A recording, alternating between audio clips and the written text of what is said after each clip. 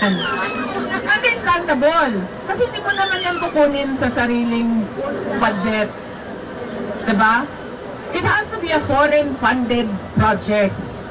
Pero bakit 16 trillion ang utang natin? And wala din tayong nakikita.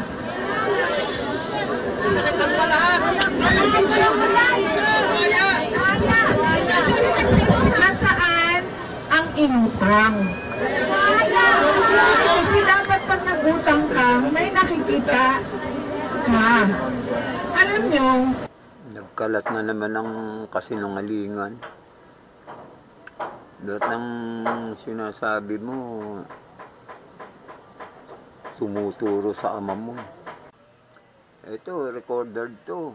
Ikaw, puro salita lamang. Wala ka namang pinakikitang ebidensya. Panoorin natin to. Lumobo naman ang utang ng Pilipinas.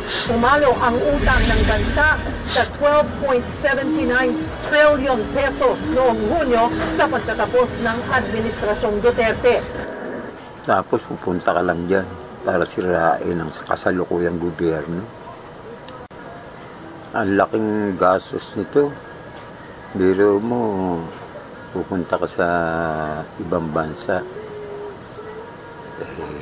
Hindi lang naman nag-iisa ka dyan. Siyempre, marami kang kasamang staff dyan. Bukod pa yung bodyguard. Kanino kayang pera ginagamit nito? Napakalapak yung pera nito. Gastos.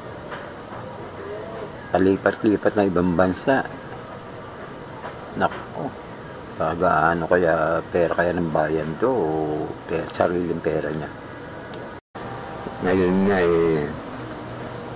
unti-unting nababayaran ni PBBM ang utang.